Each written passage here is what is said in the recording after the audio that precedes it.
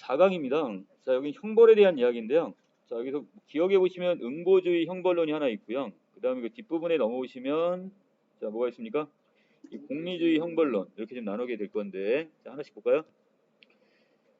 자, 형벌은 국가기관이 법률을 어긴 사람에게서 재화 또는 신체의 자유 또 행복 추구의 자유 등을 박탈하거나 심지어 생명까지 빼앗는 것, 사형까지 언도할 수가 있게 되겠죠. 자, 규범 위반자가 피해자에게 고통을 주었듯 그 위반자에게 고통을 주는 행위입니다. 형벌은 법 규범 위반에 대해 현실적으로 빈번하게 행해지는 대표적인 사회적 대응으로 자, 이 법학자들이 법을 만드는 사람 여기 연구하는 학자들이 형벌은 어떤 근거에서 정당화될 수 있을까라는 질문에 답을 찾기 위해 노력을 합니다. 자, 그 중에 하나가 바로 응보주의 형벌론입니다. 자, 여러분 인과 응보라는 얘기 들어봤나요? 네. 자, 원인이 있으면 거기에 따른 결과가 따르는 것처럼 그러니까 죄를 저지르면 거기에 대한 응당한 처벌을 받아야 되는 것 이렇게 보시면 됩니다. 행위자가 과거의 어떤 상태에서 어떤 그릇된 어떤 잘못된 행위를 했다는 바로 그 자체가 그에게 형벌을 가하는 것이 정당하다 이렇게 봅니다. 이는 행위자의 행위가 그 행위자로 하여금 그 행위의 정도에 알맞은 형벌을 받게 만들기 때문이라고 여기는 것으로 응보주의 형벌론에서는 이를 행위자의 행위가 형벌의 응분을 갖는다고 합니다. 자, 이 응분의 뜻이 뭐라고요? 아랫부분에 있는 행위의 정도에 알맞은 이 뜻이라고요. 자, 그렇다면 이거 해석을 하면 응분의 형벌을 받기 때문이다 이렇게 그냥 해석하셔도 되겠죠? 됐나요? 자, 그래서 형벌의 응분, 자, 형벌에 맞는 그 정도에 알맞은 어떤 형벌을 갖게, 처벌을 갖게 만드는 것은 사실은 행위자가 타인에게 가한 해, 손해, 피해 이것이 되겠죠? 자, 그런데 대부분의 응보론자들은 타인에게 해를 준 행위라 할지라도 무지해서 몰랐어요. 또는 실수로 했어요. 또는 위급한 상태에서 자기가 타인을 보호하기 위해 어쩔 수 없이 행한 것 등은 형벌의 응분을 갖게 할 수 없다고 봅니다. 이건 처벌할 수 없다는 얘기죠. 쉽게 하면. 자, 이들은 이 형벌의 응분을 근거 짓는 사실을 행위자의 도덕적 악함으로 봅니다. 자, 그래서 이 사람이 도덕적으로 악하기 때문에 그 사람은 어떻게 해야 되는 거야? 거기에 대한 처벌을 해야 된다 이렇게 보는 거예요. 우리는 흔히 어떤 행위자가 악한 마음을 지니고 도덕적으로 그릇된 행위를 저질렀을 때 그에게 그 행위에 대한 책임이 있다고 말을 합니다. 자, 이런 점으로 본다면 책임이 형벌의 응분을 근거 짓는 것이라고 할 수 있겠네요. 자, 여기 중요한 단어 도덕적 악함 그리고 거기에 대한 정당한 책임 됐죠? 이것이 바로 응분의 근거가 될 수 있습니다. 자, 이렇게 책임이 형벌의 응분을 근거 짓는 것이라면 자, 응분을 근거 짓는 책임에 따라 행위자를 처벌하는 것은 당연히 정당화되겠네요. 자, 전통적 응보론자는 책임에 따른 처벌을 정당하기 위해 시정적 정의를 냈습니다. 자, 시정이라는 단어 보이나요? 자, 시자 무슨 시자? 자, 옳을 시자죠? 자, 그렇죠.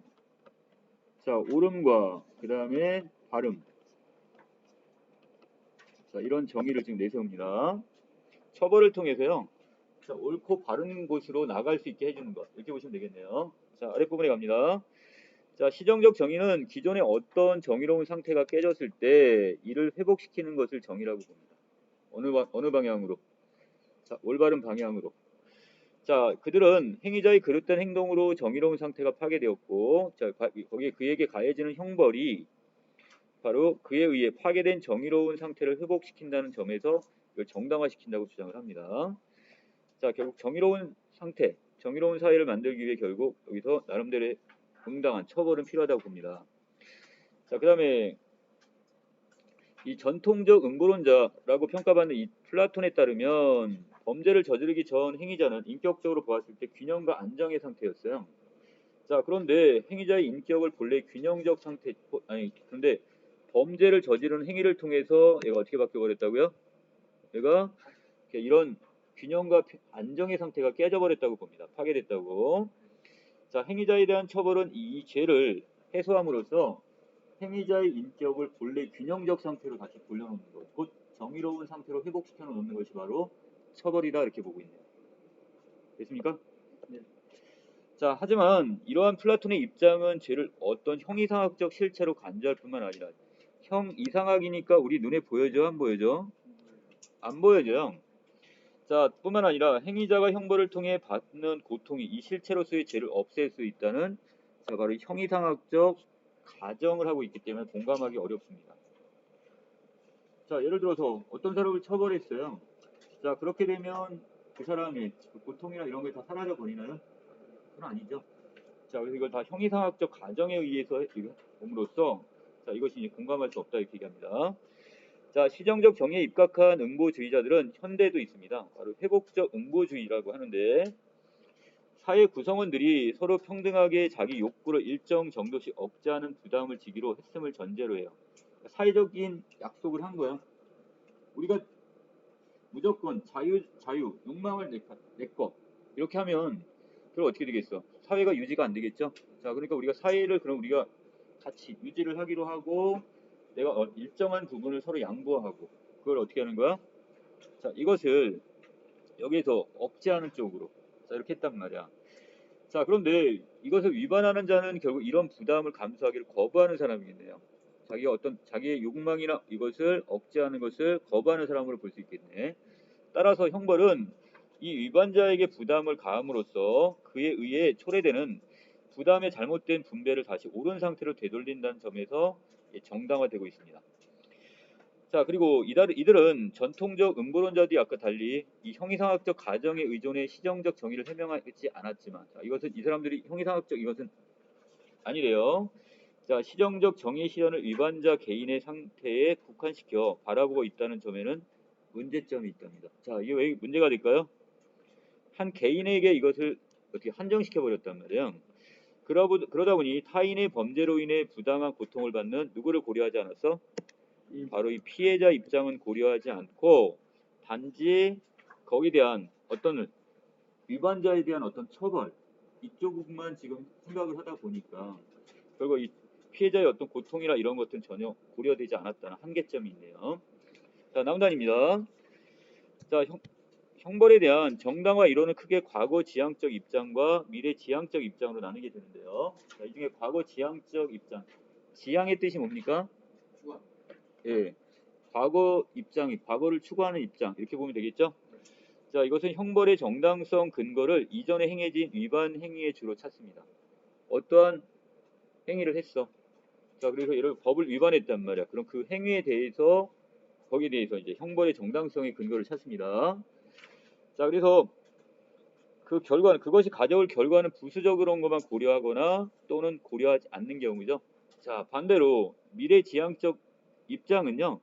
형벌의 정당한 근거를 그것이 가져올 미래의 결과에서 찾으려 합니다. 얘가 이것을 어떤 법을 어김으로써 자, 그래서 미래에 이것이 어떠한 결과를 갖고 올 건지 자, 여기에 지금 포인트를 맞추는 겁니다. 자, 이런 입장의 형벌론을 대표하는 것이 바로 뭐다? 공리주의 형벌론. 자, 여기서 공리주의란 공공의 이익. 그렇지, 공공의 이익이죠. 자, 인간은 행복과 같은 목적을 추구하는데 자, 인간의 그 목적이 되는 것을 우리는 뭐라고 하고요? 궁극적 가치라고 얘기를 합니다. 자, 궁극적 가치. 자, 그리고 목적 실현을 위해 어떤 필요한 방법을 뭐라고 하고요? 수단적 가치. 이렇게 봅니다. 목적, 이걸 궁극적 가치. 그다음 방법을 수단적 가치. 이렇게 봅니다. 이 공리주의에 따르면 다른 요소들이 같다면 개인적으로나 사회적으로 인간의 목적이 되는 궁극적 가치들의 총량을 크게 하는 것은 바람직하며 그것이 도덕적으로 정당하다고 주장합니다. 어떻게 되는 거예요? 그 한 개인의 이익이 있죠? 이 총합, 그 목적이 궁극적 가치의 총합이 크면 클수록 그것이 더 어떻게 다 정당화된다, 도덕적이다 이렇게 보고 있습니다. 따라서 공리주의 형벌론에서는 공리의 원칙에 의거해 형벌도 전체의 가치 총량을 크게 할 때 도덕적으로 정당화된다고 주장합니다. 자, 그래서 형벌을 강하게 어디서 판결을 내리거나 해가지고 처벌을 했단 말이야. 자, 그런데 어떻게 그걸 통해서 만약에 더 어떻게 한다면 공리가 더 커졌다면 공공의 이익이 커졌다면 그것도 정당하다고 보는 겁니다. 자, 그 다음에 그 밑에 그들은 전체 가치 증대 곧 사회 전체 이익이 달성 이외에 도덕적 올바름의 근거가 되는 것은 없다고 보니까 자, 이 사람들이 주장하는 건 강조하는 건 뭐야 바로 사회 전체의 이익 달성 이것만 보는 거야 이 사람들은. 자, 그래서 밑에 자 여기서 그 이외의 것에서 형벌의 근거를 찾는 전통적 응보주의 형벌론은 잘못된 것이라고 반박을 합니다. 시정적 정의의 이념에 맞게 수정된 바로 응보주의적 형벌에 대해서도 거부를 하게 되고요. 자, 그래서 그렇다면 이 공리주의자들의 생각처럼 형벌이 정말 전체적으로 더 큰 가치를 산출할 수 있을까? 자, 의문을 던졌네요. 일반적으로 사회의 존립과 안정은 그 사회 내의 각 구성원들이나 각 집단들이 더 많은 가치를 추구할 수 있게 하는 기반이 돼요. 자, 그래서 전체 가치 총량을 크게 한다는 점은 분명히 맞습니다. 자, 그런데 그리고 또 형벌은 사회 안정과 질서를 유지하는데 분명히 불가결하다는 것은 인정을 해요. 여기까지는. 자, 그래서 형벌 제도가 사회 안정과 질서 유지에 기여하는 구체적인 방식으로 이 공리주의자들에 거론되는 것이 두 가지 예방법이 있는데요. 하나는 특별 예방, 하나는 일반 예방입니다. 자, 특별 예방은 뭐냐? 그 범죄자의 자유를 박탈하는 형벌로 인해서 범죄자가 다시 사회에 해를 끼치는 것을 예방하는 효과. 그러면 범죄자 자체, 그 사람을 통해서 어떻게 하는 거야? 그 사람이 다시 어떻게 하라는 거야? 다음에 그 사람이 똑같은 어떤 잘못을 저지르지 않도록 하는 것. 이것이 되는 거죠. 자, 거기에 비해서 일반 예방이란 특정한 어떤 범죄자만을 보는 게 아니라 자, 형벌이 범죄자 이외의 다른 구성원들에게 범죄를 저지르지 못하도록 만드는 효과가 있대요. 그러니까 어떤 사람이 처벌을 당했어. 처벌을 받았단 말이야.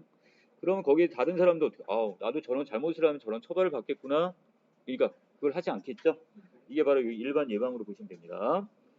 이처럼 형벌은 범죄자 개인과 사회의 모든 다른 구성원들에게 영향을 미쳐 미래의 범죄를 예방함으로써 사회 안정과 질서에 기여를 합니다.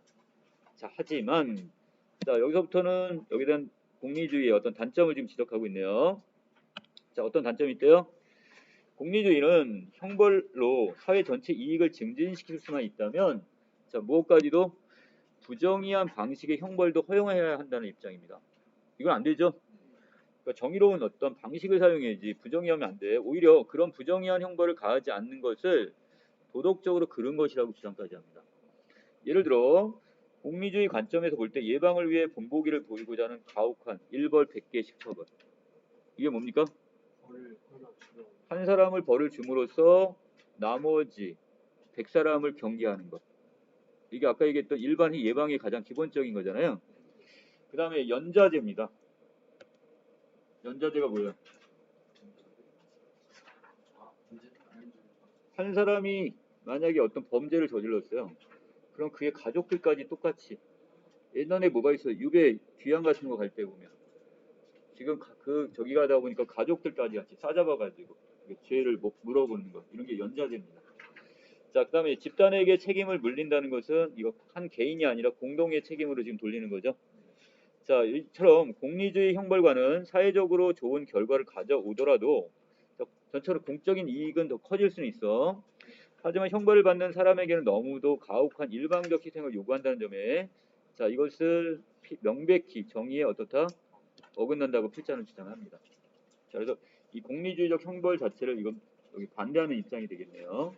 자, 여기까지 정리 마치겠습니다.